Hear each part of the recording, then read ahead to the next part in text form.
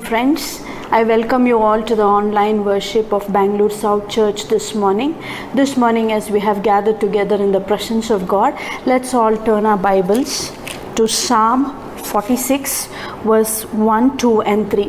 ಈ ಬೆಳಗಿನ ಹೊತ್ತಾರೆಯಲ್ಲಿ ದೇವರ ಪ್ರಸನ್ನತೆಯಲ್ಲಿ ನಾವೆಲ್ಲರೂ ಸೇರಿಕೊಂಡು ಬಂದಿರುವಾಗ ನಮ್ಮ ಸತ್ಯವೇದಗಳನ್ನು ಕೀರ್ತನೆಗಳು 46ನೇ ಅಧ್ಯಾಯ 1, 2, 3 ವಾಕ್ಯಗಳನ್ನು ನಾವು ಓದಿಕೊಳ್ಳೋಣ. ಕೀರ್ತನೆಗಳು 46ನೇ ಅಧ್ಯಾಯ 1, 2, 3ನೇ ವಾಕ್ಯವನ್ನು ಓದಿಕೊಳ್ಳೋಣ. Psalm 46 verses 1, 2 and 3. God is our refuge and strength, an ever-present help in trouble. Therefore we will not fear, though the earth give way and the mountains fall into the heart of the sea. Though its waters roar and foam, and the mountains quake with their surging. Hallelujah. This is a wonderful psalm written by the sons of Korah. The Bible says that God is our refuge and our strength. Many times when we read the scriptures, the metaphor that the Bible uses for safety and security is mountains. And here we see that the Bible says that many times when people are in need, people are fleeing from their enemies, they used to run to the mountains. Probably there would be some caves where they could hide themselves into those caves. They will run into those caves and they will take refuge. ದೇವರ ವಾಕ್ಯ ಹೇಳ್ತದೆ, ಅನೇಕ ಸಾರಿ ನಾವು ದೇವರ ವಾಕ್ಯವನ್ನು ನೋಡುವಾಗ ಅನೇಕ ರೂಪ ಅಲಂಕಾರಗಳನ್ನು ನಾವು ನೋಡುತ್ತೇವೆ. ಬೆಟ್ಟಗಳನ್ನು ವಿಶೇಷವಾಗಿ ಸುರಕ್ಷತೆಗಾಗಿ ಉಪಯೋಗಿಸಲ್ಪಟ್ಟಂಥ ರೂಪ ಅಲಂಕಾರವಾಗಿದೆ. ಜನರು ವೈರಿಗಳಿಂದ ಅವರು ದಬ್ಬಾಳಿಸಲ್ಪಡುವಂಥ ಸಮಯದಲ್ಲಿ ವೈರಿಗಳನ್ನು ತಪ್ಪಿಸಿಕೊಳ್ಳುವುದಕ್ಕಾಗಿ ಬೆಟ್ಟಗಳನ್ನು ಏರಿ ಬೆಟ್ಟಗಳ ಮೇಲೆ ಇರುವಂಥ ಗುಹೆಗಳಲ್ಲಿ ಹೋಗಿ ತಮ್ಮನ್ನೇ ತಾವು ಅಡಗಿಸಿಕೊಳ್ಳುತ್ತಾ ಇದ್ದರು. ಆ ರೀತಿಯಾಗಿ ತಮ್ಮನ್ನೇ ತಾವು ಅವರು ಸುರಕ್ಷಿತವಾಗಿ ಇಟ್ಟುಕೊಳ್ಳುತ್ತಾ ಇದ್ದರು. ಆದರೆ ಈ ಕೀರ್ತನೆಯನ್ನು ನಾವು ಇಲ್ಲಿ ಓದುವಾಗ ದೇವರ ವಾಕ್ಯ ಹೀಗೆ ಹೇಳುತ್ತದೆ, ದೇವರೇ ನಮಗೆ ಆಶ್ರಯ ದುರ್ಗವಾಗಿದ್ದಾನೆ, ಆತನೇ ನಮಗೆ ಇಕ್ಕಟ್ಟಿನಲ್ಲಿ ಸೂಕ್ತ ಸಹಾಯಕನಾಗಿದ್ದಾನೆ.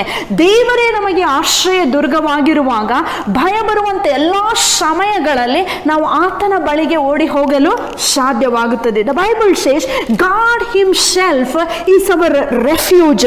He is our strength, and above all he is a very present help in time of trouble. No matter what hits us, there is always a present help, and that present help is our God. Why? Because he is our refuge, he is our strength, and whenever there is fear within our hearts, there is one place that you and I can run to, and that is the presence of God. Why is there so much of safety? Because the Bible says he is our refuge, he is our strength. When do we run to the Lord? There are three things that the psalmist goes on to say.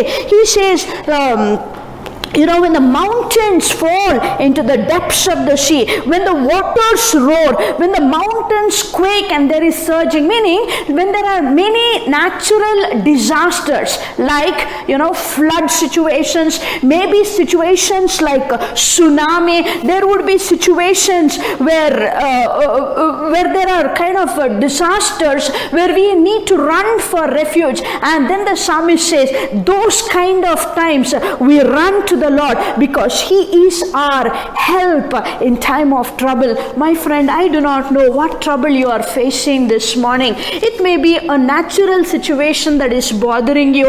You might be in deep financial crisis, or you might be in a broken relationship this morning. There may be relational issues that you are going through.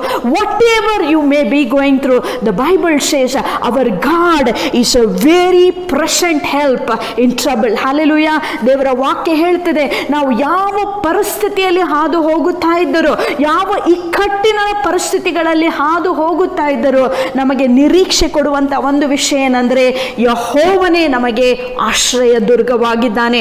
ಇಕ್ಕಟ್ಟಿನಲ್ಲಿ ಆತನು ನಮಗೆ ಸೂಕ್ತ ಸಹಾಯಕನಾಗಿದ್ದಾನೆ.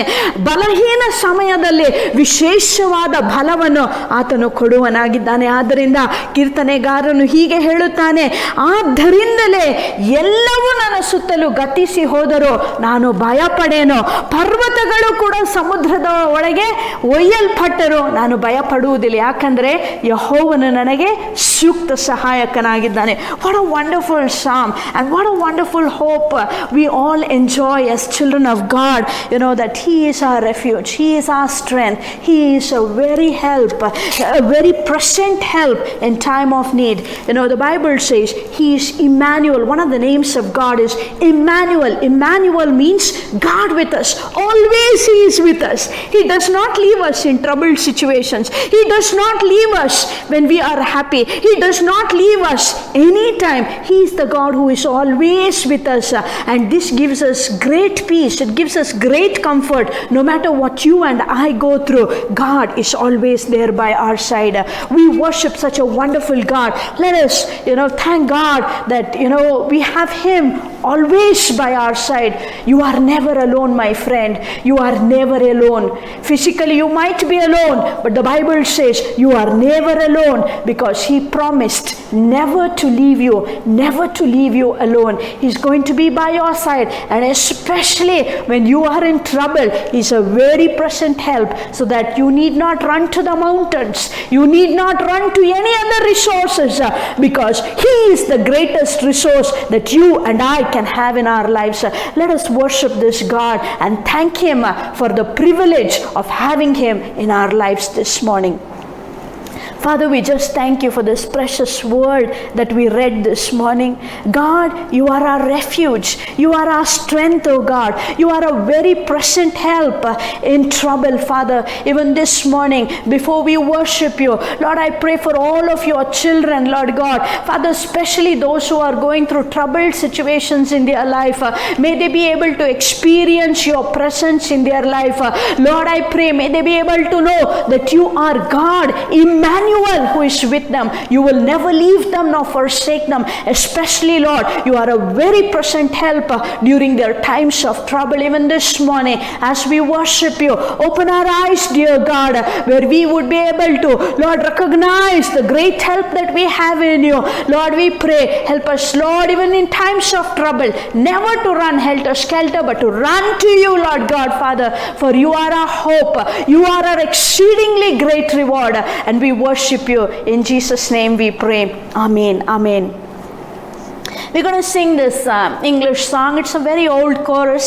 It says, "The Lord is my refuge and Lord is my strength, a very present help in trouble. Therefore I will not fear, though the earth be removed and the mountains be carried into the midst of the sea." Hallelujah.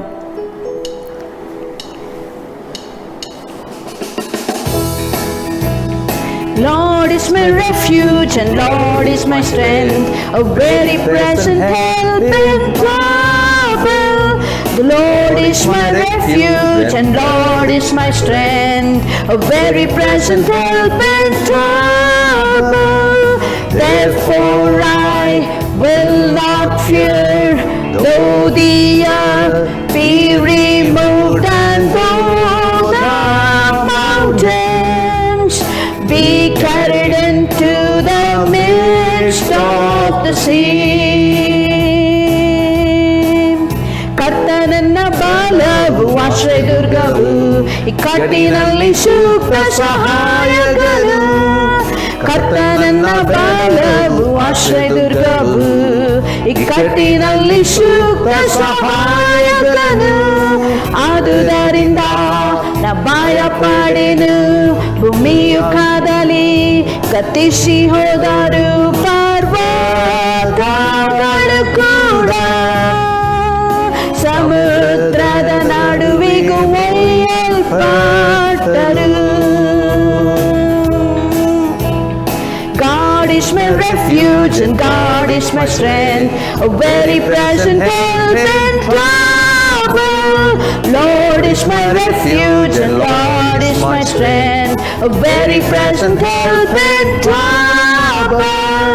Therefore I will not fear, though the earth be removed and though the mountains be carried into the midst of the sea.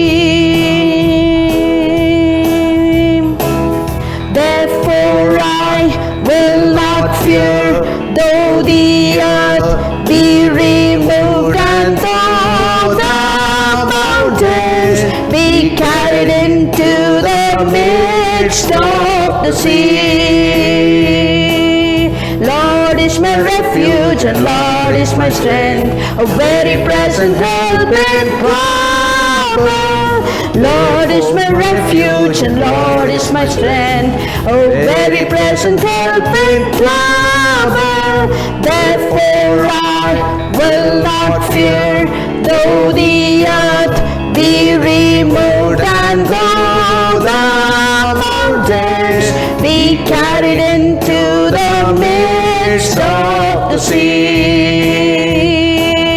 Therefore I will not fear, though the earth be removed and though the mountains be carried into the midst of the sea. Hallelujah. Father, we just thank you that you are our refuge, O Lord God. You are our very present help in time of need. We will not fear, O God, Lord, Master, in any uncertainties, because you are our very present help in time of need. Father, you will never leave us nor forsake us. We just thank you for this promise that you have said you will be with us, Lord, to the end of time, so Lord God, Father. We just thank you that you are Emmanuel, Lord God with us, O Lord. You are always present in our lives. You are our refuge. You are our strength. You are our hiding place this morning. And we are privileged, O Lord God, to worship you and have you in our lives. We love you. We exalt you. In Jesus' name. Amen. Amen. You know, Psalm 91 is a beautiful psalm, and I think these days we have been meditating upon this psalm so much. And one of the things that Psalm 91 says is that he will protect us from the fowler's snare and the deadly pestilence. Nowadays we are all so much worried, especially as the number of cases of coronavirus is increasing. All of us are anxious to get out of our houses, but the Bible says that he is a God who protects us from deadly pestilence. He protects us from every snare of the enemy. He will bless us. We studied in the Lord's word in the last few weeks. He says you will be blessed as you go out and as you come in, because that is the protection that God is going to give to us, his children. We're going to sing this next Kannada song. It is the song based on Psalm 91. It says, Unnatanadavane sarvashaktanagiruvane more hukkuvanu nina ashrayade surakshitanagiruvanu.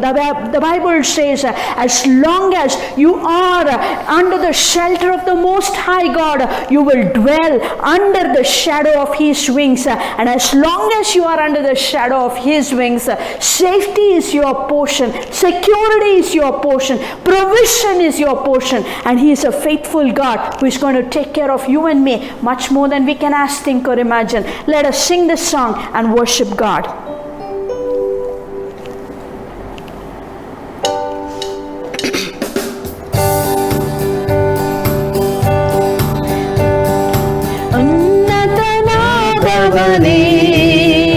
ಸರ್ವಶಕ್ತನಾಗಿರುವವನೇ ಮೊರೆ ಹೋಗುವನು ನಿನ್ನ ಆಶ್ರಯದಿ ಸುರಕ್ಷಿತನಾಗಿರುವನು. ನನ್ನ ಶರಣನು ದುರ್ಗವು ಭರವಸೆಯು ನೀನೇ ಮಹೋನ್ನತನೇ. ನನ್ನ ಶರಣನು ದುರ್ಗವು ಭರವಸೆಯು ನೀನೇ ಮಹೋನ್ನತನೇ. ನನ್ನನ್ನು ಬೇಟೆಗಾರನ ಬಲೆಯಿಂದಲೂ ಮರಣಕರ ವ್ಯಾಧಿಯಿಂದಲೂ ತಪ್ಪಿಸಿ ನನ್ನನ್ನು ತನ್ನ ರೆಕ್ಕೆಗಳಿಂದ ತಾನೇ ಒದಗಿಸಿ ಕಾಯುವನು. ತಪ್ಪಿಸಿ ನನ್ನನ್ನು ತನ್ನ ರೆಕ್ಕೆಗಳಿಂದ ತಾನೇ ಒದಗಿಸಿ ಕಾಯುವನು. ಉನ್ನತನಾದವನೇ ಸರ್ವಶಕ್ತನಾಗಿರುವವನೇ ಮೊರೆ ಹೋಗುವನು ನಿನ್ನ ಆಶ್ರಯದಿ ಸುರಕ್ಷಿತನಾಗಿರುವನು. ನನ್ನ ಶರಣನ ದುರ್ಗವು ಭರವಸೆಯು ನೀನೇ ಮಹೋನ್ನತನೇ. ಮಹೋನ್ನತನೇ, ನನ್ನ ಶರಣನು ದುರ್ಗವು ಭರವಸೆಯು ನೀನೇ ಮಹೋನ್ನತನೇ.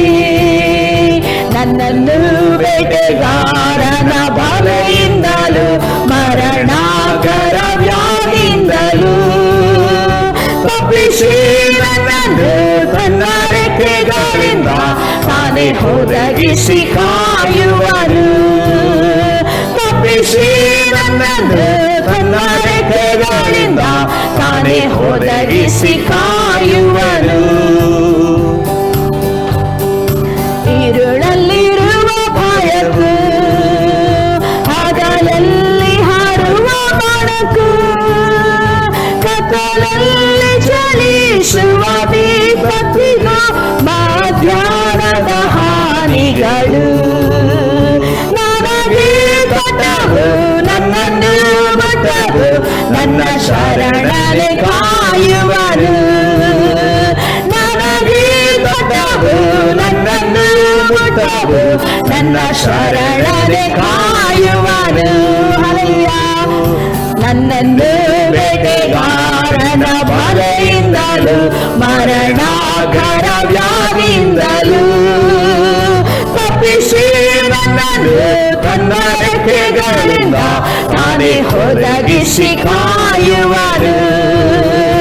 ತಪ್ಪಿಸಿ ನನ್ನನ್ನು ತನ್ನ ರೆಕ್ಕೆಗಳಿಂದ ತಾನೇ ಒದಗಿಸಿ ಕಾಯುವನು.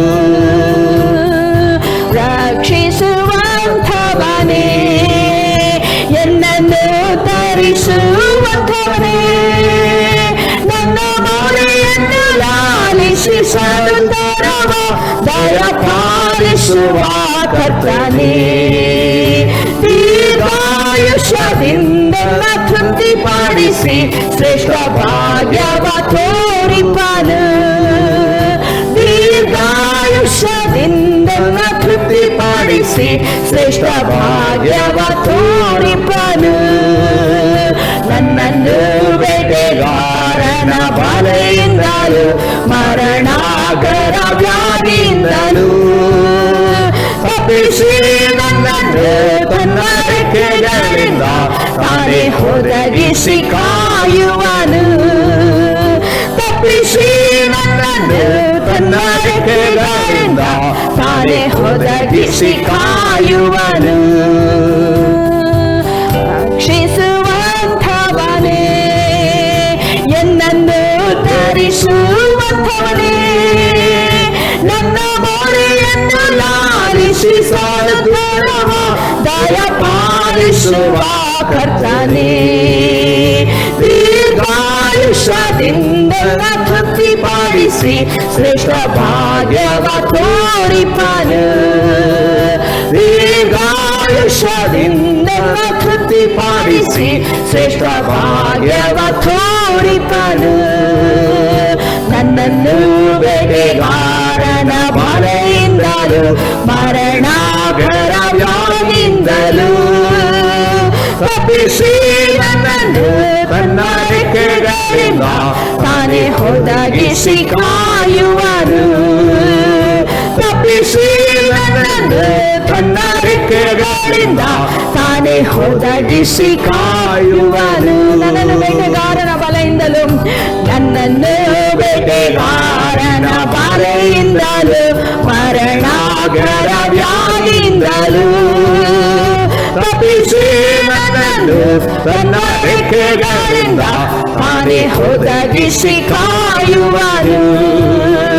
ತಪ್ಪಿಸಿ ನನ್ನನ್ನು ತನ್ನ ರೆಕ್ಕೆಗಳಿಂದ ತಾನೇ ಒದಗಿಸಿ ಕಾಯುವನು. ತಪ್ಪಿಸಿ ನನ್ನನ್ನು ತನ್ನ ರೆಕ್ಕೆಗಳಿಂದ ತಾನೇ ಒದಗಿಸಿ ಕಾಯುವನು. ಹಲ್ಲೆಲೂಯಾ. ಕರ್ತನೇ, ನಿನಗೆ ಸ್ತೋತ್ರವಾಗಲಿ ಕರ್ತನೆ. ನಮ್ಮೆಲ್ಲರನ್ನು ಸ್ವಾಮಿ ಮರಣಾಕರವಾದ ವ್ಯಾಧಿಯಿಂದ ಕರ್ತನೆ ತಪ್ಪಿಸಿ ನೀನು ತಾನೇ ಕಾಯ್ದು ಕಾಪಾಡುವುದಕ್ಕೆ ಶಕ್ತನಾದ ದೇವರಾಗಿದ್ದೆ. ಅದಕ್ಕಾಗಿ ನಿನಗೆ ಸ್ತೋತ್ರ ಸ್ವಾಮಿ. ಈ ಬೆಳಗಿನ ಹೊತ್ತಾರೆಯಲ್ಲಿ ಸ್ವಾಮಿ ನಮ್ಮ ಸುತ್ತಮುತ್ತಲಿರುವಂತ ಅನೇಕ ಜನರಿಗಾಗಿ ಬೇಡಿಕೊಳ್ಳುತ್ತೇವೆ. ಅನೇಕರು ಅಪ್ಪ ದೇವರೇ ಮರಣಾಕರ ವ್ಯಾಧಿಯಲ್ಲಿ ಹಾದು ಹೋಗುತ್ತಿರುವಾಗ ಅನೇಕರು ತಮ್ಮ ಪ್ರಾಣವನ್ನು ಕಳೆದುಕೊಳ್ಳುವಂತ ಈ ಸಮಯಗಳಲ್ಲಿ, ಈ ಕಷ್ಟ ಪರಿಸ್ಥಿತಿಗಳಲ್ಲಿ ಅಪ್ಪ ತಂದೆ ನೀನು ತಾನೇ ಕರ್ತನೆ ಯೆಹೋವ ರಾಫ ಆಗಿದ್ದುಕೊಂಡು ಕರ್ತನೆ ಸಕಲ ವ್ಯಾಧಿಗಳನ್ನು ನೀಗಿಸಬೇಕೆಂಬುದಾಗಿ ಬೇಡಿಕೊಳ್ಳುತ್ತೇವೆ. ಅಪ್ಪ ಸಭೆಯಾಗಿ ನಾವು ನಿನ್ನಲ್ಲಿ ವಿನಂತಿಸಿಕೊಳ್ಳುತ್ತೇವೆ. ಈ ಒಂದು ಕರೋನಾ ಮಹಾಮಾರಿಯಿಂದ ಕರ್ತನೆ ನಿನ್ನ ಮಕ್ಕಳನ್ನು ತಪ್ಪಿಸಬೇಕೆಂಬುದಾಗಿ ಬೇಡಿಕೊಳ್ಳುತ್ತೇವೆ. ಅಪ್ಪ ಕರ್ತನೆ ನೀನು ತಾನೇ ಅವರ ಆತ್ಮ ಪ್ರಾಣ ಶರೀರಗಳನ್ನು ಕಾಯ್ದು ಕಾಪಾಡಬೇಕೆಂಬುದಾಗಿ ದೇವರೇ ಬೇಡಿಕೊಳ್ಳುತ್ತೇವೆ ಸ್ವಾಮಿ. ಕರ್ತನೆ ಈ ಒಂದು ಆರ್ಥಿಕ ಬಿಕ್ಕಟ್ಟಿನ ಪರಿಸ್ಥಿತಿಗಳಲ್ಲಿ ನಿನ್ನ ವಾಕ್ಯದಲ್ಲಿ ನೀನು ಹೇಳಿದ್ದೆ, ನೀನು ತಾನೇ ನಮ್ಮನ್ನು ಉದ್ಧರಿಸುವಂತ ದೇವರಾಗಿದ್ದೆ, ರಕ್ಷಿಸುವ ದೇವರಾಗಿದ್ದೆ, ಪ್ರಾರ್ಥನೆಗೆ ಸದುತ್ತರವನ್ನು ಕೊಡುವಂತ ದೇವರಾಗಿದ್ದೆ ಎಂಬುದಾಗಿ ಅಪ್ಪ ನೀನು ತಾನೇ ಕರ್ತನೆ ನಿನ್ನ ಮಕ್ಕಳ ಜೀವಿತದಲ್ಲಿ ಈ ದಿನಗಳಲ್ಲಿ ಅದ್ಭುತಗಳನ್ನು ಮಾಡಬೇಕೆಂಬುದಾಗಿ ಬೇಡಿಕೊಳ್ಳುತ್ತೇವೆ. ಅಪ್ಪ ತಂದೆ ವಿಶೇಷವಾಗಿ ಕರ್ತನೆ ಸ್ವಾಮಿ ನಮ್ಮ ಸಭೆಯಲ್ಲಿ ಕರ್ತನೆ ಮತ್ತು ಕರ್ತನೆ ನಮ್ಮ ಪ್ರಿಯರಲ್ಲಿರುವಂತ ಎಲ್ಲ ಕರ್ತನೆ ವೃದ್ಧರಿಗಾಗಿ ಬೇಡಿಕೊಳ್ಳುತ್ತೇವೆ. ನಿನ್ನ ವಾಕ್ಯದಲ್ಲಿ ಬರೆದಿರುವ ಪ್ರಕಾರ ದೀರ್ಘಾಯುಷ್ಯದಿಂದ ಕರ್ತನೆ ಅವರನ್ನು ತೃಪ್ತಿಪಡಿಸುತ್ತೇನೆ ಎಂಬುದಾಗಿ ಹೇಳಿದೆಯಲ್ಲಪ್ಪ. ಮರಣದ ಭಯವನ್ನು ಪ್ರತಿಯೊಬ್ಬರ ಜೀವಿತದಿಂದ ತೆಗೆದುಹಾಕಪ್ಪ ಸ್ವಾಮಿ. ದೀರ್ಘಾಯುಷ್ಯದ ಸೌಭಾಗ್ಯವನ್ನು ನಿನ್ನ ಮಕ್ಕಳಿಗೆ ನೀನು ಅನುಗ್ರಹಿಸಿಕೊಡು. ನಿನ್ನ ಉದ್ದೇಶವನ್ನು ನೆರವೇರಿಸುವ ತನಕ ಯಾರು ಈ ಲೋಕವನ್ನು ಬಿಟ್ಟು ಹೋಗದಂತೆ ನೀನು ತಾನೇ ಕಾಯ್ದು ಕಾಪಾಡೆಂಬುದಾಗಿ ಯೇಸುವೇ ನಾವು ನಿನ್ನಲ್ಲಿ ಬೇಡಿಕೊಳ್ಳುತ್ತೇವೆ. ಹಾಗೆ ಮಾಡುವುದಕ್ಕೆ ಶಕ್ತನಾದ ದೇವರು ನೀನಾಗಿದೆ. ಅದಕ್ಕಾಗಿ ನನಗೆ ಸ್ತೋತ್ರ. ನಿನ್ನನ್ನು ಆರಾಧಿಸುತ್ತೇವೆ, ನೀನು ವಂದಿಸುತ್ತೇವೆ ಯೇಸು ನಾಮದಲ್ಲಿ ತಂದೆಯಾದ ದೇವರೇ. Amen amen. Bless you father, we worship you. ದೇವರು ನಮ್ಮನ್ನು ಮಹಾಪ್ರೀತಿಯಿಂದ ಆತನು ಪ್ರೀತಿಸಿದ್ದಾನೆ. The Bible says the Lord has loved us with a great love. There is no way that we can measure the love of God. Even last week as we saw, His mercies are new every morning. Great is His faithfulness, and because of His faithfulness we are not perished. The psalmist in one of the psalms, he goes on to say, God, if you hadn't been for us, what would have happened to us? ಕರ್ತನೆ, ಒಂದು ವೇಳೆ ನೀನಿಲ್ಲದಿರುತ್ತಿದ್ದರೆ ನನಗೆ ನಿರೀಕ್ಷೆಯೇ ಇರಲಿಲ್ಲ ಸ್ವಾಮಿ. ನೀನೇ ನನಗೆ ನಿರೀಕ್ಷೆ ಆಗಿದ್ದೆ, ನೀನೇ ನನಗೆ ಆಶ್ರಯ ದುರ್ಗವಾಗಿದ್ದೆ, ನೀನೇ ನನ್ನ ಭರವಸೆ ಆಗಿದ್ದೆ ಎಂಬುದಾಗಿ ಈ ಹಾಡನ್ನು ಹಾಡಿ ನಾವು ದೇವರನ್ನು ಸ್ತೋತ್ರ ಮಾಡೋಣ. ಆತನು ಒಂದು ವೇಳೆ ನಮ್ಮ ಜೀವಿತದಲ್ಲಿ ಇಲ್ಲದಿದ್ದರೆ ನಮ್ಮ ಪರಿಸ್ಥಿತಿ ಏನಾಗುತ್ತಿತ್ತೋ ಗೊತ್ತಿಲ್ಲ. ಇಡೀ ವಾರ ನಾನು ಅದನ್ನೇ ಧ್ಯಾನ ಮಾಡುತ್ತಾ ಇದ್ದೆ. God, if you hadn't been with me in this situation, God, I would have, I don't know what would have happened to my life. But God, every time you showed up when I needed you most, you were so close to me in times of trouble.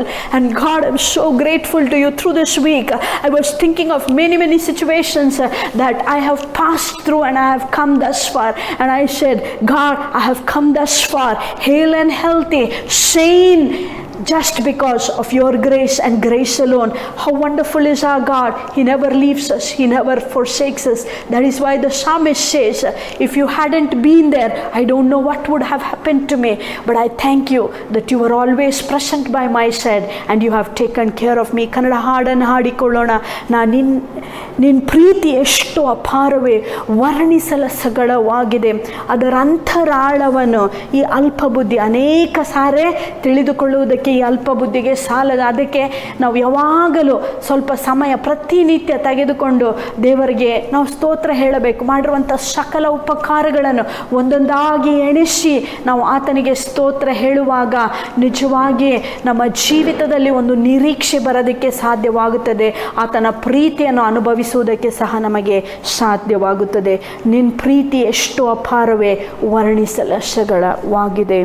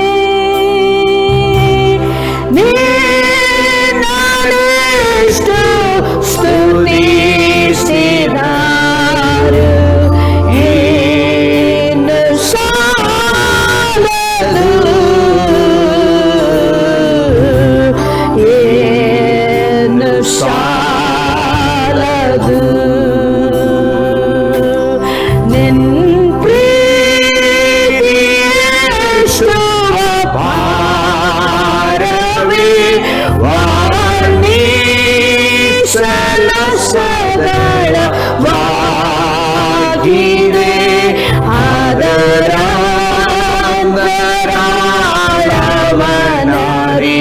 ಅದರಾಳವನರಿಯಲು ಈ ಅಲ್ಪ ಬುದ್ಧಿ ಸಾಲದು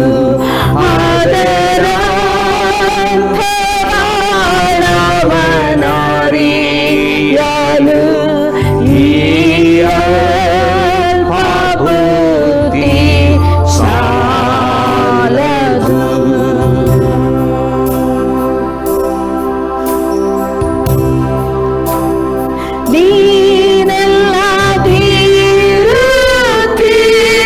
ನೀನೆಲ್ಲದಿರುತ್ತಿದ್ದರೆ ನನಗಿಲ್ಲ ನಿರೀಕ್ಷೆಯು.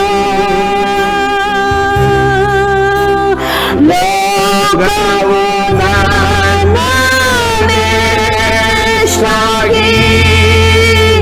ಹಾಗೆ ಮಾಡುತ್ತಿದ್ದರು.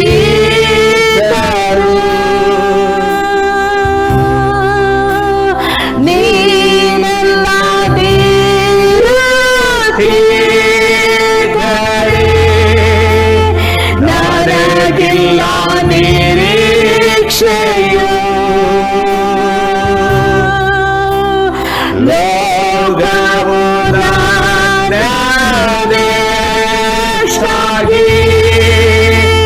ಹಾಗೆ ಮಾಡುತ್ತಿದ್ದರು.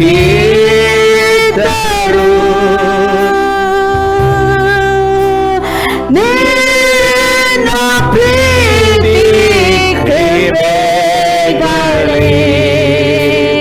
ನನ್ನಯ ಬಲವು. ನನ್ನಯ ಬಲವು. ನಿನ್ನ ಪ್ರೀತಿಯಷ್ಟು ಅಪಾರವೇ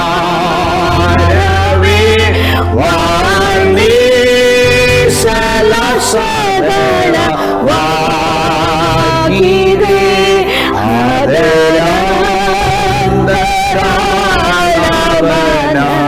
ಅದರಾಳವನರಿಯಲು ಈ ಅಲ್ಪ ಬುದ್ಧಿ ಸಾಲದು.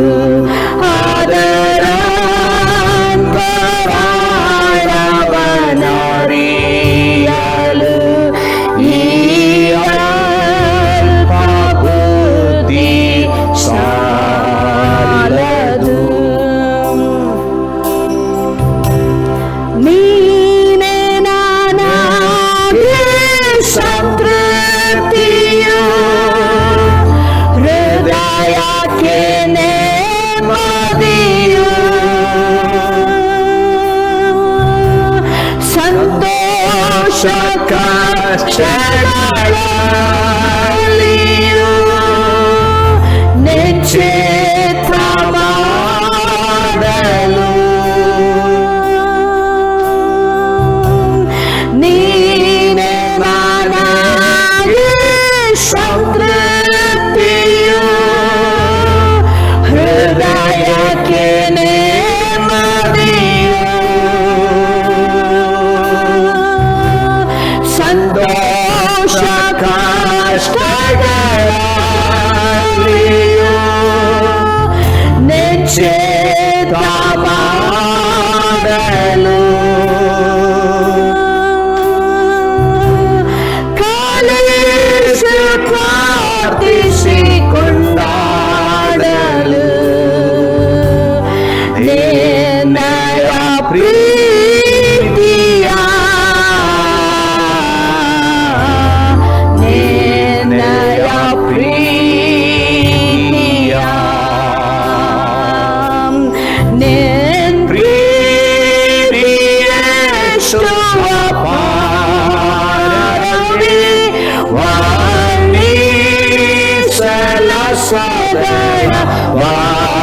ವರ್ಣಿಸಲಸದಳವಾಗಿದೆ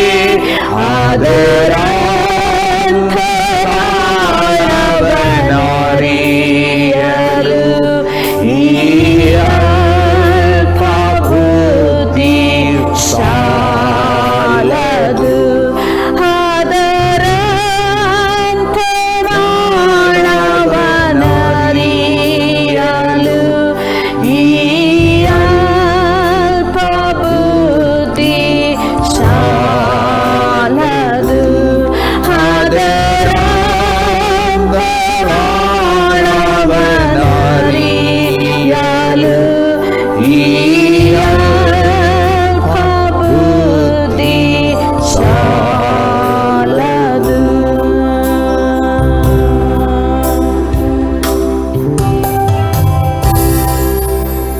Heavenly Father, we just thank you for your beautiful love. ತಂದೆಯಾದ ದೇವರೇ, ನಿನ್ನ ಸುಂದರವಾದ ಪ್ರೀತಿಗಾಗಿ ನಿನಗೆ ಸ್ತೋತ್ರ. Help us, Lord, to abide in the love of your Son. ನಿನ್ನ ಮಗನ ಪ್ರೀತಿಯಲ್ಲಿ ಯಾವಾಗಲೂ ನೆಲೆಗೊಂಡಿರುವುದಕ್ಕಾಗಿ ನಮಗೆ ಸಹಾಯ ಮಾಡು.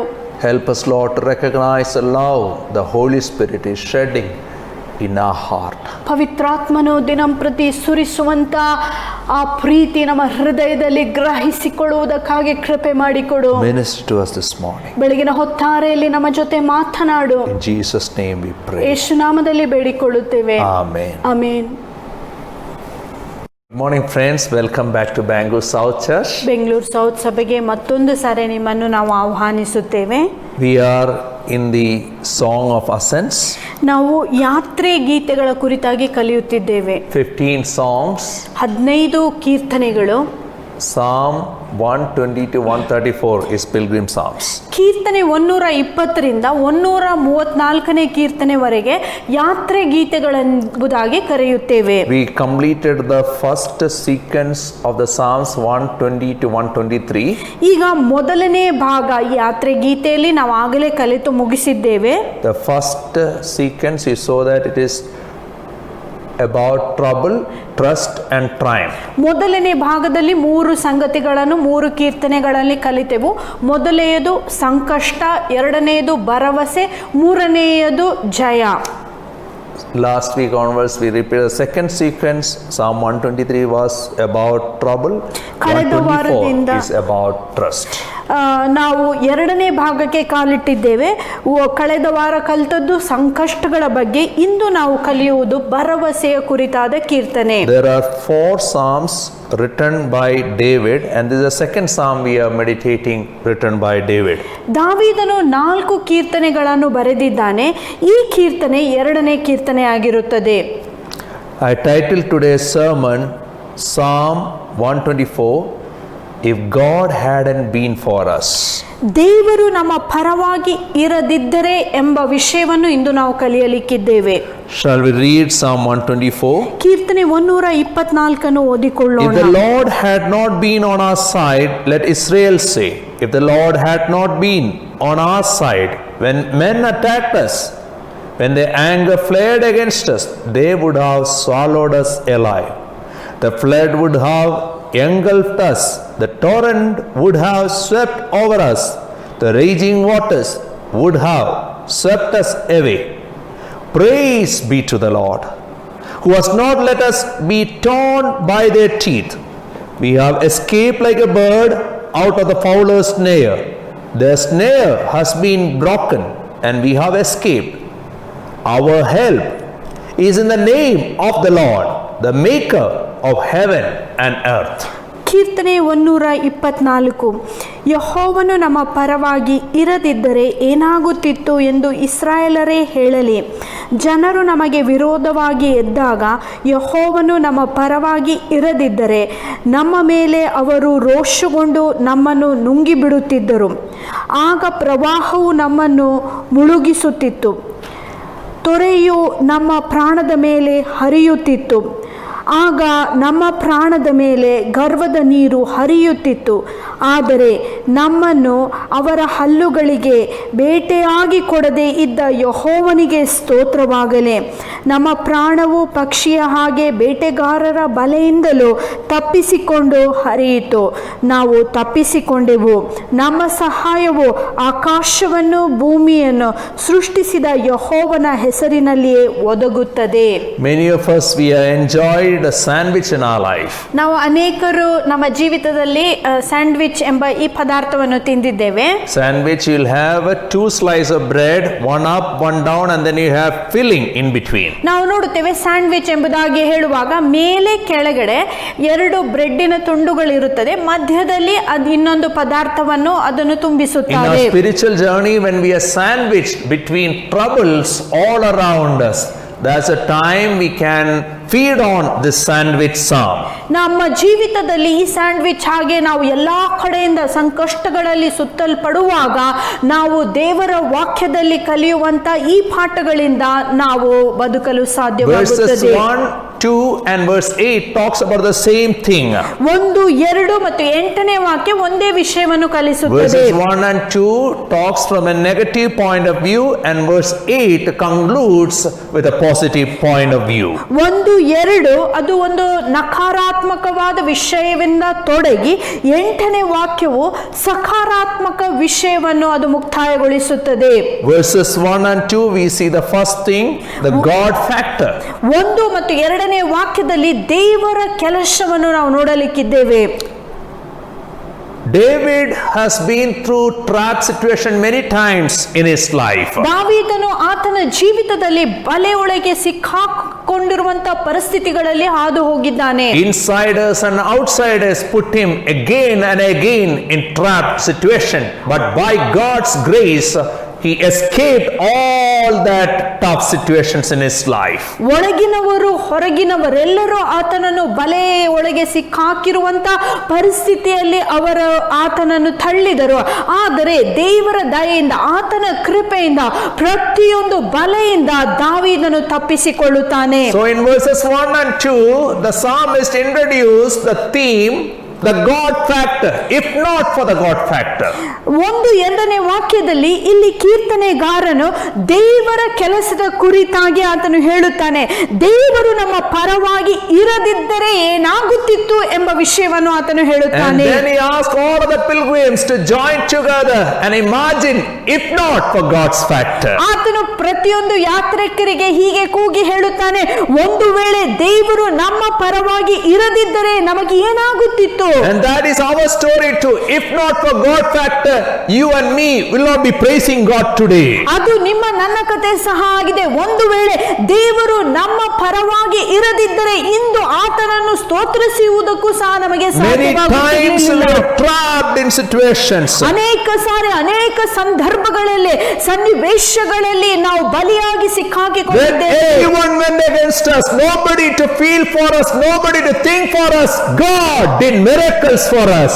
ನಮ್ಮ ವಿರುದ್ಧವಾಗಿ ಅನೇಕರು ಎದ್ದೇಳುವಂತ ಸಮಯದಲ್ಲಿ ನಮ್ಮ ನೋವನ್ನು ಯಾರು ಅರ್ಥೈಸಿಕೊಳ್ಳದೆ ಇರುವಂತ ಪರಿಸ್ಥಿತಿಗಳಲ್ಲಿ ದೇವರು ತಾನೇ ನಮ್ಮ ಪರವಾಗಿ ಅದ್ಭುತಗಳನ್ನು ನಡೆಸಿದ್ದಾನೆ. Psalm 123 is all about asking for God's mercy. ಕೀರ್ತನೆ 123 ಎಂಬುದಾಗಿ ಹೇಳುವಾಗ ದೇವರ ಕರುಣೆಗಳಿಗೆ ಬೇಡುವಂತಹ ಪ್ರಾರ್ಥನೆ. Psalm 124 is all about affirming the goodness of God. 124ನೇ ಕೀರ್ತನೆಯು ದೇವರ ಒಳ್ಳೆತನವನ್ನು ಹೊಗಳುವಂತ ಕೀರ್ತನೆ ಆಗಿದೆ. Many of us are used with asking every day. ಪ್ರತಿನಿತ್ಯವೂ ನಾವು ಬೇಡಿಕೆಯ ಪ್ರಾರ್ಥನೆಗಳನ್ನು ಮಾತ್ರ But we should ಮಾಡಿಕೊಳ್ಳುತ್ತಿದ್ದೇವೆ. ask for one more thing.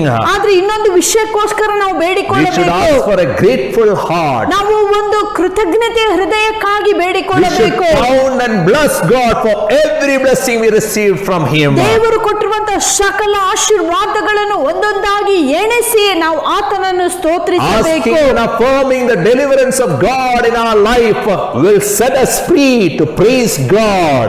ಪ್ರತಿದಿನ ನಾವು ಬೇಡಿಕೊಂಡು ಮಾಡಿರುವಂತ ಎಲ್ಲ ಒಳ್ಳೆ ಕಾರ್ಯಗಳಿಗೋಸ್ಕರ ಕೃತಜ್ಞತೆ ಸ್ತುತಿಯನ್ನು ದೇವರಿಗೆ ನಾವು ಸಲ್ಲಿಸುವಂತ ಸಮಯದಲ್ಲಿ ಸಕಲ ಬಂಧನಗಳಿಂದ ನಮಗೆ ಬಿಡುಗಡೆ ಸಿಗಲು After ಸಾಧ್ಯವಾಗುತ್ತದೆ. affirming the God factor, ದೇವರ ಒಳ್ಳೆತನವನ್ನು ಗ್ರಹಿಸಿದ verses ನಂತರ 3 to 7, 3ನೇ ವಾಕ್ಯದಿಂದ 7ನೇ ವಾಕ್ಯ the psalmist is thinking and thank God.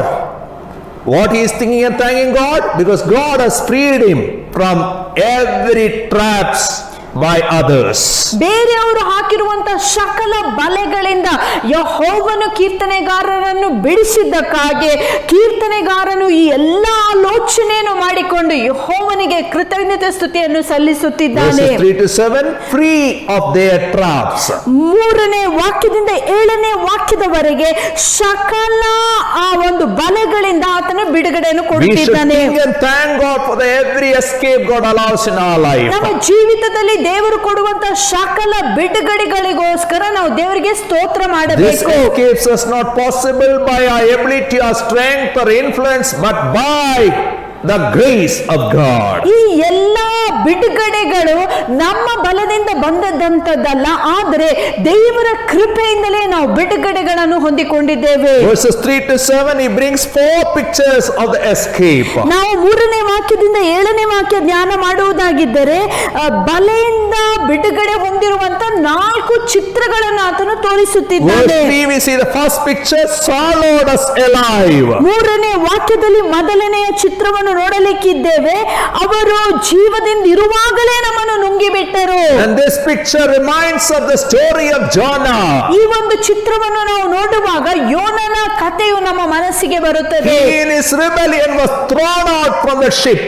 ಆತನು ತನ್ನ ಹಠಮಾರಿತನದಲ್ಲಿ ಆತನನ್ನು ಹಡಗದಿಂದ ಅವರು ಸಮುದ್ರದೊಳಗೆ And he was ಹಾಕುತ್ತಾರೆ. swallowed alive by a live fish.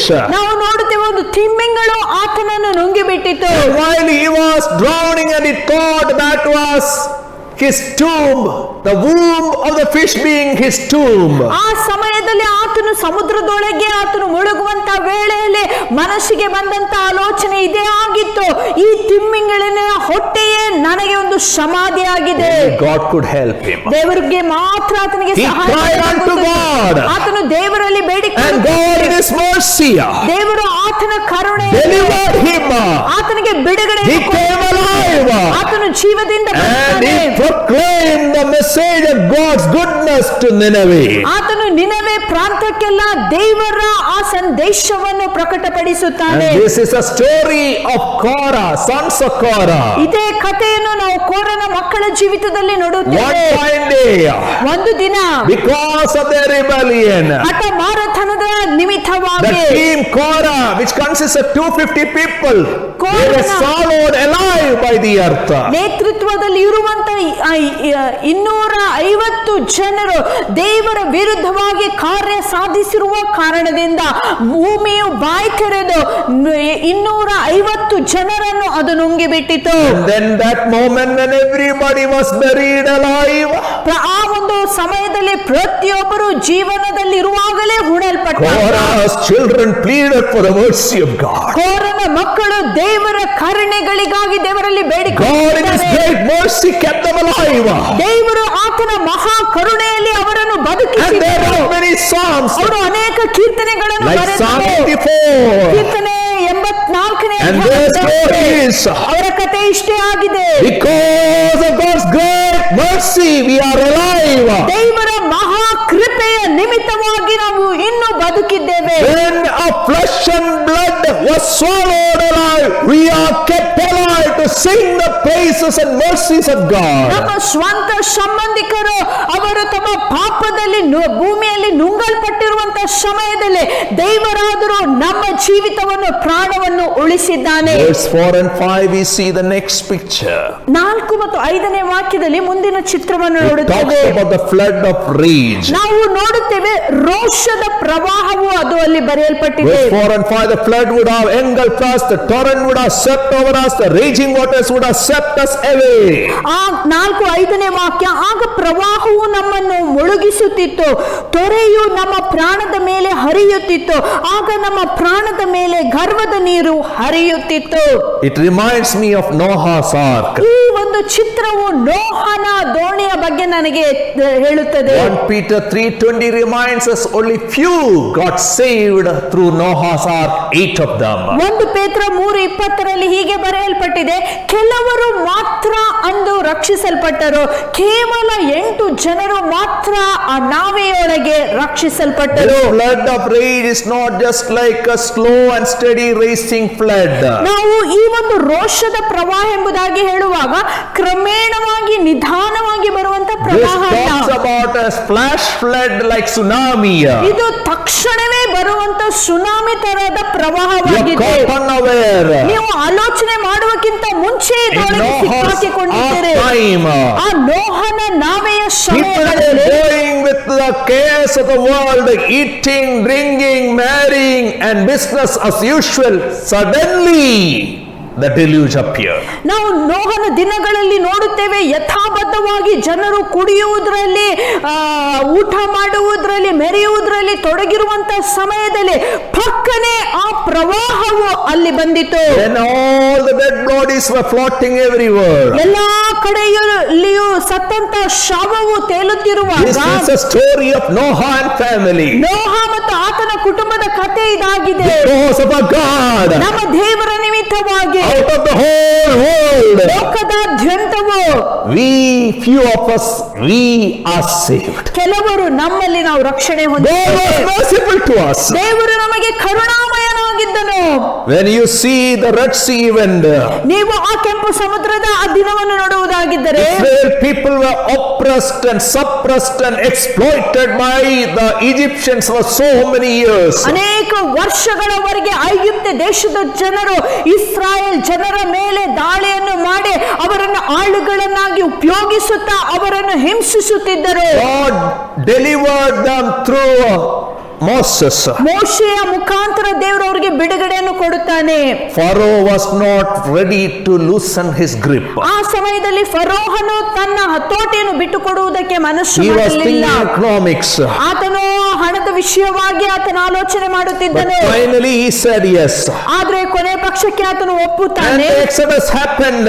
ಆ ಸಮಯದಲ್ಲಿ ವಿಮೋಚನೆಯು And ನಡೆಯುವುದು. they moved out of Egypt. ಐಗುಪ್ತ ದೇಶದಿಂದ ಆಚೆ And as ಬರುತ್ತಿದ್ದಾರೆ. they were coming out of the Egypt, ಅವರು ಐಗುಪ್ತ ದೇಶದಿಂದ they ಆಚೆ ಬರುವಾಗ came in front and there was Red Sea. ಅವರು ಮುಂದೆ ಬರುವಾಗಲೇ ಅಲ್ಲಿ ಕೆಂಪು And ಸಮುದ್ರ, behind they heard the horses, the rider, the chariots, and they understood Pharaoh and team is there behind them to capture them back.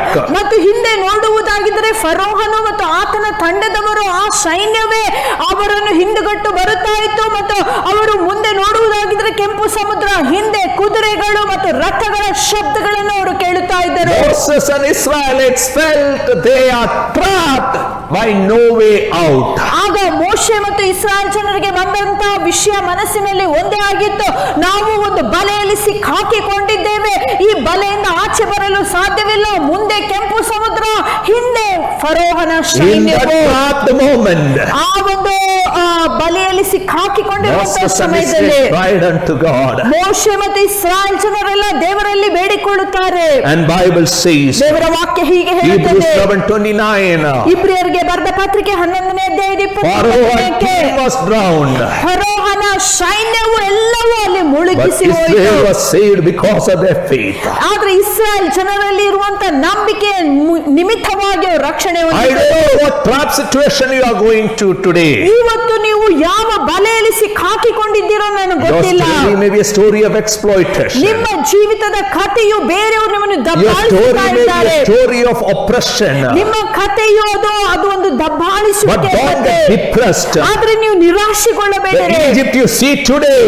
ನೀವು ಇಂದು ಕಾಣುವಂತಹ will be out of your life. ಅದು ನಿಮ್ಮ ಜೀವಿತದಿಂದ The ಆಚೆ God who ಹೋಗುತ್ತದೆ. delivered God's people from Exodus and exile, ಯಾವ ದೇವರು ಐಗುಪ್ತ ದೇಶದಿಂದ ಇಸ್ರಾಯೇಲ್ ಜನರಿಗೆ ಬಿಡುಗಡೆ He is ಕೊಟ್ಟನು, the same yesterday, today and forever.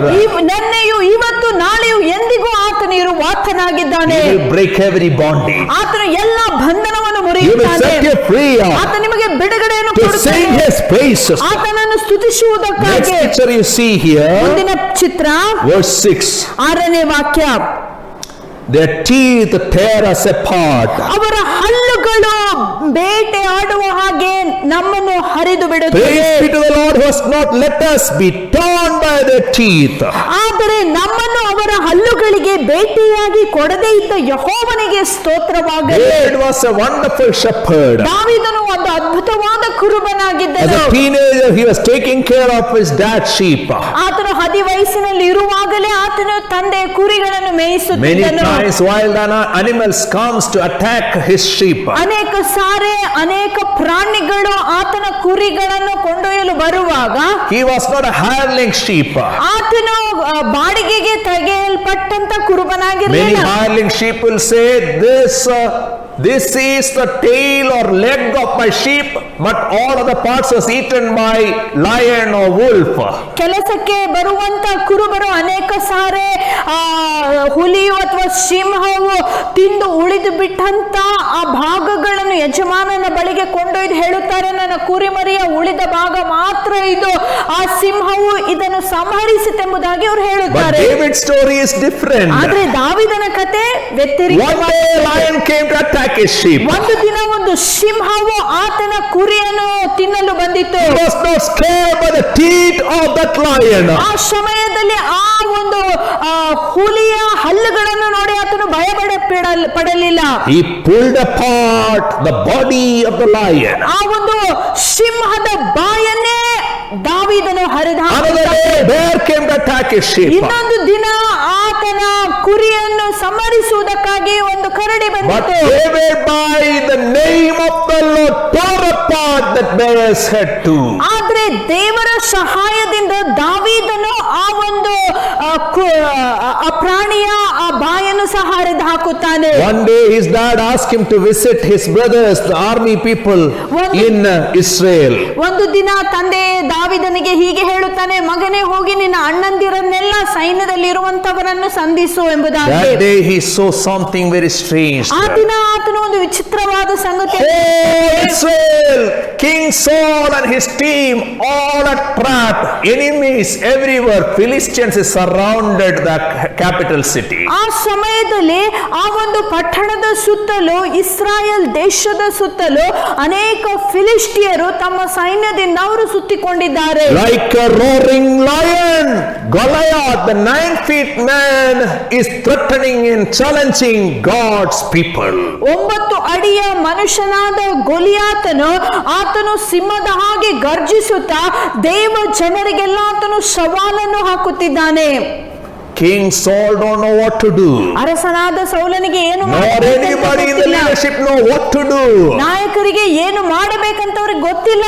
And that moment, ಆ ಸಮಯದಲ್ಲಿ God's anointing came upon his life. ದೇವರ ಅಭಿಷೇಕವು ಆತನ ಮೇಲೆ And he ಬಂದಿತು. convinced King Saul. ಆತನು ಅರಸನಾದ ಸೌಲನಿಗೆ ಹೀಗೆ In 1 ಹೇಳುತ್ತಾನೆ. Samuel 17:37 he says, 1 ಸಮುವೇಲ 13ನೇ ಅಧ್ಯಾಯ 37ನೇ ವಾಕ್ಯ as a ಹೀಗೆ shepherd ಹೇಳುತ್ತದೆ, I had taken care of the lion and the bear who came to tear apart my sheep. ಅನೇಕ ಸಾರಿ ನಾನು ಕುರುಬನಿರುವಾಗ ಒಂದು ಕರಡಿಯಾಗಲಿ ಒಂದು ಸಿಂಹವಾಗಲಿ ನನ್ನ ಆ ಕುರಿಮರಿಗಳನ್ನು ಸಂಹರಿಸಲು ಬಂದಾಗ ಕರಡಿಯನ್ನು ಮತ್ತು ಆ ಒಂದು ಸಿಂಹವನ್ನು ನನ್ನ ಕೈಯಿಂದಲೇ ನಾನು ಸಂಹರಿಸಿ ಬಿಟ್ಟಿದ್ದೇನೆ. Same way, ಅದೇ if ರೀತಿ you allow me, O King, ಒಂದು ವೇಳೆ ಇವತ್ತು ನನಗೆ ಅವಕಾಶ ಕೊಡುವುದಾಗಿದ್ದರೆ I will take care of this Goliath, which is a threat for the whole nation, my family, my people. ನನ್ನ ಕುಟುಂಬಕ್ಕೆ, ನನ್ನ ಜನರಿಗೆ, ನನ್ನ ದೇಶಕ್ಕೆ ಈ ಒಬ್ಬ ಗೋಲಿಯಾತನು ಬೆದರಿಕೆ ಹಾಕುವಂತಹವನನ್ನು ನಾನಿಂದು ಸಂಹರಿಸಲಿಕ್ಕೆ In the name of the Lord. ಯೆಹೋವನ ನಾಮದಲ್ಲಿ He finished off the Goliath. ಗೋಲಿಯಾತನನ್ನು ದಾವೀದನು ಸಂಹರಿಸಿದನು. I don't know what trap situation you are today. ಇಂದು ನೀವು ಯಾವ ಬಲೆಯಲ್ಲಿ ಸಿಕ್ಕಾಕಿಕೊಂಡಿದ್ದೀರೋ ನನಗೆ If you ಗೊತ್ತಿಲ್ಲ. trust in the Lord, ನೀವು ದೇವರಲ್ಲಿ ಭರವಸೆ you will ಇಡುವುದಾಗಿದ್ದರೆ break every yoke of the enemy. ಸೈತಾನನ ಎಲ್ಲ You ನೋವನ್ನು will set ಮುರಿಯುತ್ತಾರೆ. your family free. ಆತನು ನಿಮ್ಮ ಕುಟುಂಬದಲ್ಲಿ You will ಬಿಡುಗಡೆ set your ಕೊಡುತ್ತಾರೆ. people free. ಜನರಿಗೆ ಬಿಡುಗಡೆ You will set your ಕೊಡುತ್ತಾರೆ. nation free. ನಿಮ್ಮ ದೇಶಕ್ಕೆ ಬಿಡುಗಡೆ ಕೊಡುವುದಕ್ಕೆ God ಶಕ್ತನಾಗಿದ್ದಾನೆ. Emmanuel is with you. ಇಮ್ಮಾನುವೇಲನಾದ ದೇವರು ನಿಮ್ಮ ಜೊತೆಯಲ್ಲಿ Picture ಇದ್ದಾನೆ. number 4. 4ನೇ ಚಿತ್ರ Verse 7. 7ನೇ ವಾಕ್ಯ, Escape like a bird. ಒಂದು ಪಕ್ಷಿಯ ಹಾಗೆ ನೀವು ಹಾರಿ ಹೋಗುವುದು. This bird was enticed by the bait. ನಾವು ನೋಡುತ್ತೇವೆ ಆ ಒಂದು ಪಕ್ಷಿಯು ಆ ಬಲೆಯಲ್ಲಿ ಸಿಕ್ಕಾಕಿಕೊಂಡಿದೆ. Entered into the trap or net. ಅದು ಆ ಬಲೆಯೊಳಗೆ ಸಿಕ್ಕಾಕಿಕೊಂಡಿದೆ. And this bird is seeing what enemy is approaching, and bird is thinking any moment this hunter will kill me and eat me and fry me and make me kebab. ಈ ಒಂದು ಪಕ್ಷಿಯು ಬಲೆಯಲ್ಲಿ ಸಿಕ್ಕಾಕಿಕೊಂಡಿರುವಾಗ ದೂರದಿಂದಲೇ ಬೇಟೆಗಾರನು ಬರುವುದನ್ನು ಅದು ನೋಡುತ್ತಾ ಇದೆ. ಆ ಒಂದು ಪಕ್ಷಿಯ ಆ ಒಂದು ಮನಸ್ಸಿನಲ್ಲಿ ಬರುವಂತ ಆಲೋಚನೆ, ಬೇಟೆಗಾರನು ನನ್ನನ್ನು ಈಗ ಸಾಯಿಸಲಿಕ್ಕೆ ಬರುತ್ತಿದ್ದಾನೆ. 2 Timothy 2:26 reminds us. 2 ತಿಮೋಥಿ 2:26 ನಮಗೆ ಮರು ಜ್ಞಾಪಿಸುತ್ತದೆ. Some people are trapped by the devil.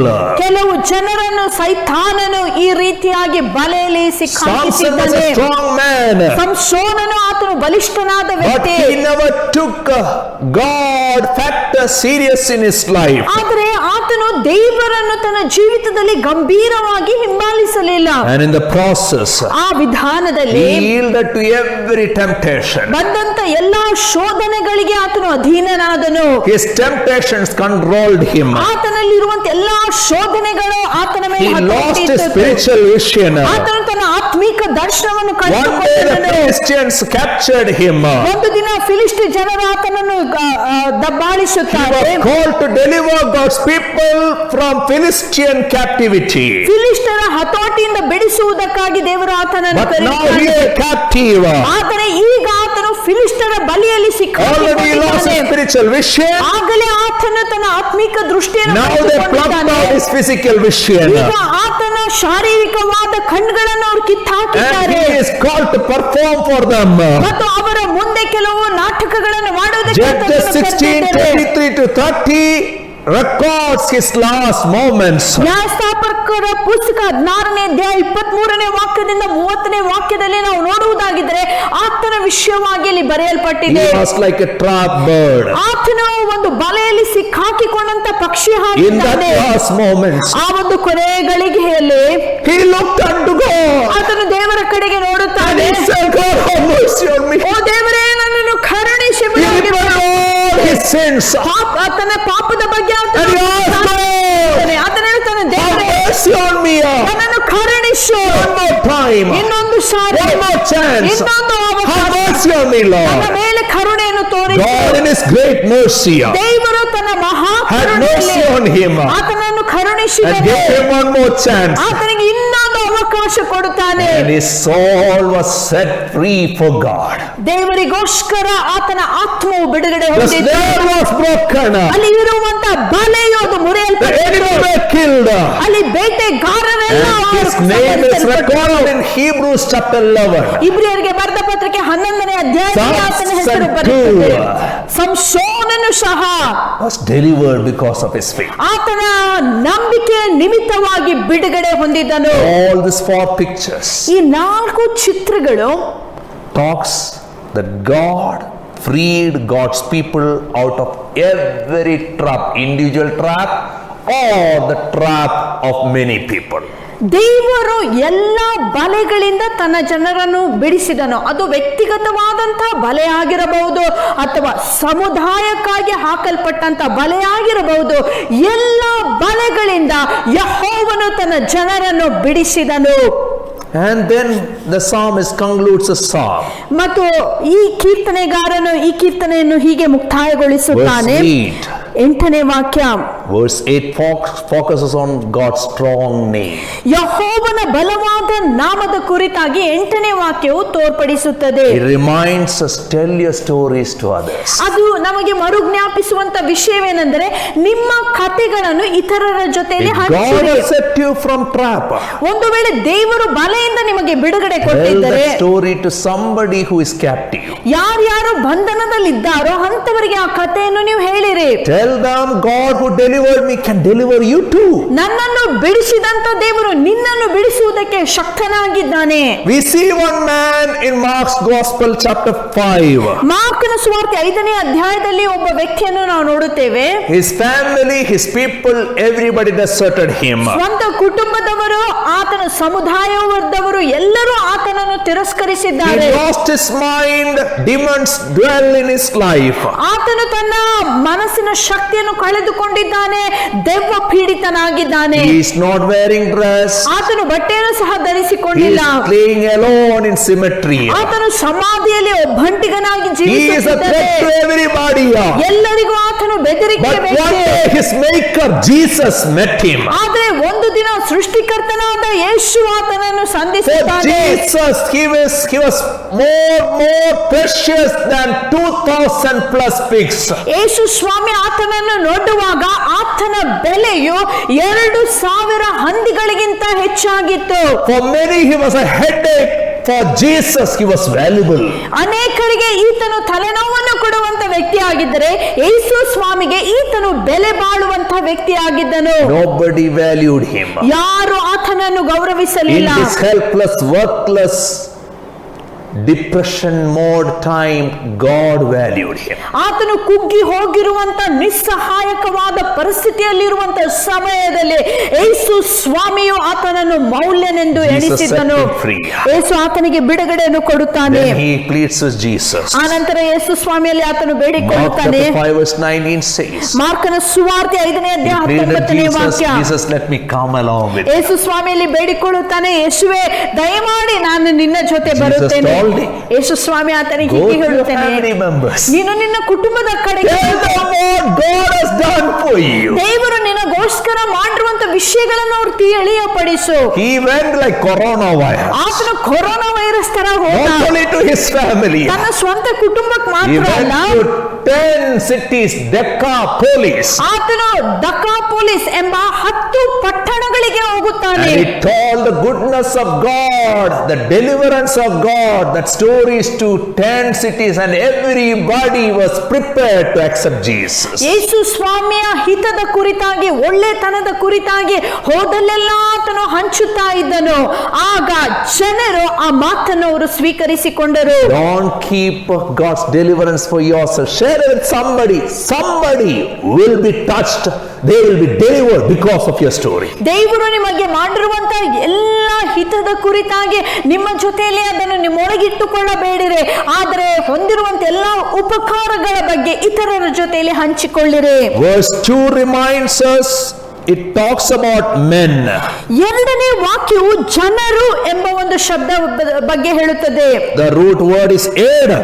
ಜನರು ಎಂಬುದಾಗಿ ಹೇಳುವಾಗ ಇದರ ಮೂಲ ಶಬ್ದವು ಆದಾಮ. Adam means out of dust. ಆದಾಮ ಎಂಬುದಾಗಿ ಹೇಳುವಾಗ ಧೂಳಿನಿಂದ. That is a story of men. ಅದೇ ಜನರ ಕಥೆ ಆಗಿದೆ. They are out of dust and go back to dust. ಅವರು ಧೂಳಿನಿಂದ ಬಂದಿದ್ದಾರೆ, ಧೂಳಿಗೆ ಹಿಂತಿರುಗಿ ಹೋಗುತ್ತಾರೆ. Verse 8 talks about the name of the Lord. ಆದ್ರೆ 8ನೇ ವಾಕ್ಯ ಯೆಹೋವನ ನಾಮದ ಕುರಿತಾಗಿ ಹೇಳುತ್ತದೆ. He is that Lord Yahweh, the maker of heaven and earth. ಈ ಒಡೆಯನು ಯಾರಾಗಿದ್ದಾನೆ? ಆತನೇ ಯೆಹೋವನಾಗಿದ್ದಾನೆ, ಭೂಮ್ಯಾಕಾಶವನ್ನು ಸೃಷ್ಟಿಸಿದಂತ ದೇವರು. Psalm 118 verse 6. ಕೀರ್ತನೆ 118 6ನೇ The ವಾಕ್ಯ. psalmist says, ಕೀರ್ತನೆಗಾರನು ಹೀಗೆ ಹೇಳುತ್ತಾನೆ, the Lord is with me, I will not be afraid. What can man or woman do to me? ಯೆಹೋವನು ನನ್ನ ಪರವಾಗಿದ್ದರೆ ನಾನು ಭಯಪಡೆನು, ಮನುಷ್ಯನು ನನಗೆ ಏನು ಮಾಡಾನು. Bible says, Proverbs 18 verse 10. ಜ್ಞಾನೋಕ್ತಿಗಳ ಪುಸ್ತಕ 18ನೇ ಅಧ್ಯಾಯದ 10ನೇ ವಾಕ್ಯ ಹೀಗೆ ಹೇಳುತ್ತದೆ, The name of the Lord is a strong tower. ಯೆಹೋವನ ನಾಮವು ಬಲವಾದ ಬುರುಜಾಗಿದೆ. The godly runs into it. ನೀತಿವಂತರು ಅದರೊಳಗೆ And ಓಡುತ್ತಾರೆ they are saved. ಮತ್ತು ಅಲ್ಲಿ ಸುರಕ್ಷಿತರಾಗಿದ್ದಾರೆ. God has promised so many beautiful things to us. ದೇವರು ನಮಗೆ ಅನೇಕ ಅತ್ಯುತ್ತಮವಾದ ಸಂಗತಿಗಳನ್ನು ವಾಗ್ದಾನ In ಮಾಡಿದ್ದಾನೆ. Psalm 121 verse 7 and 8 we saw, ಕೀರ್ತನೆ 121 7 8ನೇ ವಾಕ್ಯದಲ್ಲಿ ನಾವು ಆಗಲೇ the ನೋಡಿದ್ದೇವೆ. Lord will keep you from all harm. He will watch over your life. ಯೆಹೋವನು ಎಲ್ಲಾ ಕೇಡಿನಿಂದ ನಿನ್ನನ್ನು ನಿನ್ನ ಪ್ರಾಣವನ್ನು ಕಾಪಾಡುವನು. The Lord will watch over your coming and going, both now and forevermore. ಯೆಹೋವನು ನೀನು ಹೋಗುವಾಗಲೂ ಬರುವಾಗಲೂ ಇಂದಿನಿಂದ ಎಂದೆಂದಿಗೂ ಕಾಪಾಡುವನು. God Emmanuel is with us. ಇಮ್ಮಾನುವೇಲನಾದ ದೇವರು ನಮ್ಮ ಜೊತೆಯಲ್ಲಿದ್ದಾನೆ. When Isaiah talks about Emmanuel, he is reminding God is not with the ungodly, but God is with the minority. God is fiercely loyal to those who are loyal to him. ಯೆಶಾಯನು ದೇವರ ಬಗ್ಗೆ ಹೇಳುವಂತ ಸಮಯದಲ್ಲಿ ಯೆಶಾಯನು ಹೇಳುತ್ತಾನೆ, ಯೆಹೋವನು ದುಷ್ಟರ ಜೊತೆಯಲ್ಲಿಲ್ಲ, ದುಷ್ಟರ ತಂಡದಲ್ಲಿಲ್ಲ, ಆದರೆ ದೈವ ಭಕ್ತಿಯುಳ್ಳಂತ ನೀತಿವಂತರ ಜೊತೆಯಲ್ಲಿ ಯೆಹೋವನು ಸದಾಕಾಲವೂ ಇರುವಾತನಾಗಿದ್ದಾನೆ. In your pilgrim journey, ನಿಮ್ಮ ಈ ಒಂದು ಯಾತ್ರೆ ಪ್ರಯಾಣದಲ್ಲಿ you will have troubles. ನಿಮಗೆ ಕಷ್ಟಗಳು You ಬರುತ್ತವೆ. will come across flood situations. ನಿಮ್ಮಲ್ಲಿ ಪ್ರವಾಹದ ಪರಿಸ್ಥಿತಿಗಳು You will ಬಂದು come across ಬರುತ್ತವೆ. fire situations. ನೀವು ಅಗ್ನಿಯ ಪರಿಸ್ಥಿತಿಗಳಲ್ಲಿ ಹಾದು But ಹೋಗುತ್ತೀರಿ. remember the words of God. ಆದ್ರೆ ಯೆಹೋವನ ಮಾತುಗಳನ್ನು In ನೆನೆಸಿಕೊಳ್ಳಿರಿ. Isaiah 43, ಯೆಶಾಯನ ಪ್ರವಾದನೆಗಂತ 43ನೇ verses 1 and ಅಧ್ಯಾಯ. 2, but now this is what the Lord says, He who created you, Jacob, He who formed you, Israel, fear not, I have redeemed you, I have summoned you by name, you are mine. ಈಗಾದರೂ ಯಾಕೋಬಿನ ವಂಶದವರೇ, Israel ಸಂತಾನವೇ, ನಿನ್ನನ್ನು ಸೃಷ್ಟಿಸಿ ರೂಪಿಸಿದ ಯೆಹೋವನು ಹೀಗೆನ್ನುತ್ತಾನೆ, ಹೆದರಬೇಡ, ಏಕೆಂದರೆ ನಾನು ನಿನ್ನನ್ನು ವಿಮೋಚಿಸಿದ್ದೇನಲ್ಲ, ನಿನ್ನ ಹೆಸರು ಹಿಡಿದು ಕರೆದಿದ್ದೇನಲ್ಲ, ನೀನು ನನ್ನವನೇ. One who has paid price for you, he will be always with you. ನಿನಗೋಸ್ಕರ ಕ್ರಯ ಕಟ್ಟಿದಂತ ಯೆಹೋವನು ಯಾವಾಗಲೂ ನಿನ್ನ ಪಕ್ಷದಲ್ಲೇ ಇರುತ್ತಾನೆ. Verse 2, when you pass through the waters, I will be with you. And when you pass through the rivers, they will not sweep over you. When you walk through the fire, you will not be burned. The flames will not set you ablaze. ಎರಡನೇ ವಾಕ್ಯ, ನೀನು ಜಲರಾಶಿಗಳನ್ನು ದಾಟಿ ಹೋಗುವಾಗ ನಾನು ನಿನ್ನೊಂದಿಗಿರುವೆನು. ನದಿಗಳನ್ನು ನೀನು ದಾಟುವಾಗ ಅವು ನಿನ್ನನ್ನು ಮುಳುಗಿಸುವುದಿಲ್ಲ. ಬೆಂಕಿಯಲ್ಲಿ ನೀನು ನಡೆಯುವಾಗ ಸುಡಲ್ಪಡುವುದಿಲ್ಲ, ಜ್ವಾಲೆಯು ನಿನ್ನನ್ನು ದಹಿಸುವುದಿಲ್ಲ. Don't keep imagining what will happen in your life, but always remember what ifs of God. Because of God factor, you are alive today. ಯಾವಾಗಲೂ ನಿಮ್ಮಲ್ಲಿ ಭಯ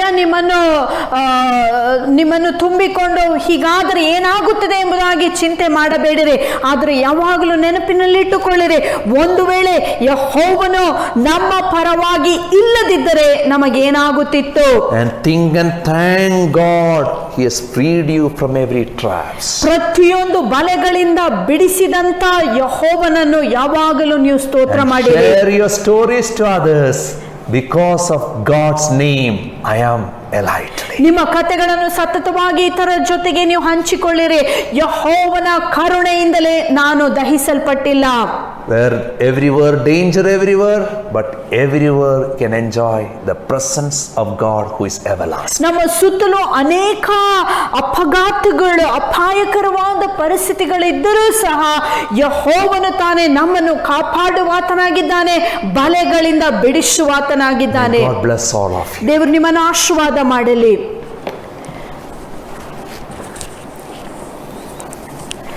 The Lord has ministered to us very powerfully this morning, and even this morning the name of the Lord is a strong tower.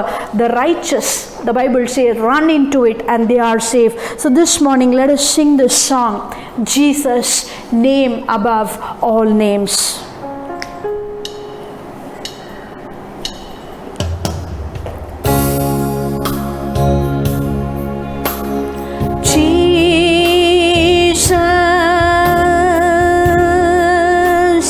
Name above all names, beautiful Savior, glorious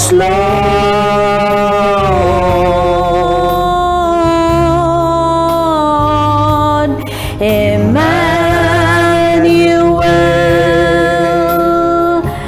God is with blessed Redeemer, living Word.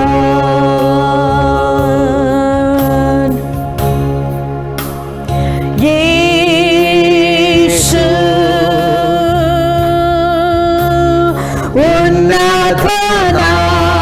Unnathanama,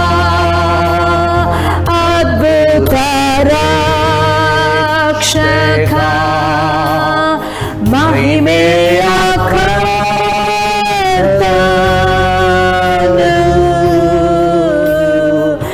Emmanuel, Devaru Namodari, Danya Vimochaka,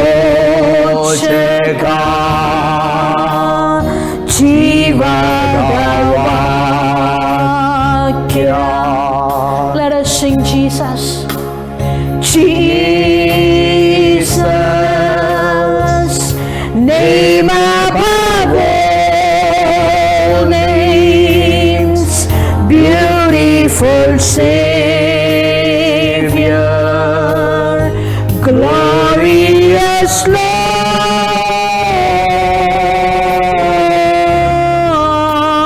Emmanuel,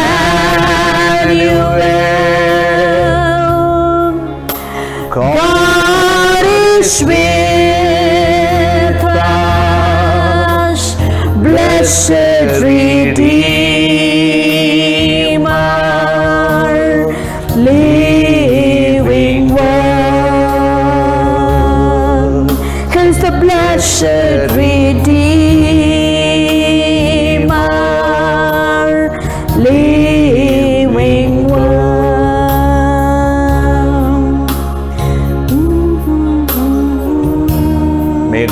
help all of us to enjoy the presence of Emmanuel God every moment of our life.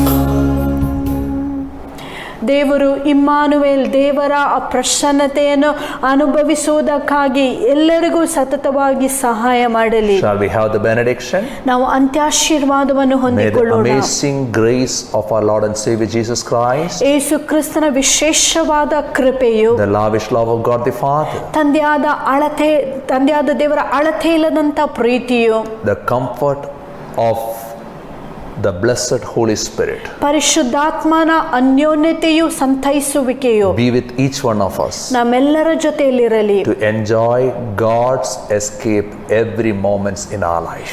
ದೇವರ ಬಿಡುಗಡೆಯನ್ನು ನಮ್ಮ ಜೀವಿತದಲ್ಲಿ ಸತತವಾಗಿ Enjoy ಅನುಭವಿಸುವುದಕ್ಕಾಗಿ God's peace. ದೇವರ ಸಮಾಧಾನವನ್ನು ಅನುಭವಿಸಿರಿ.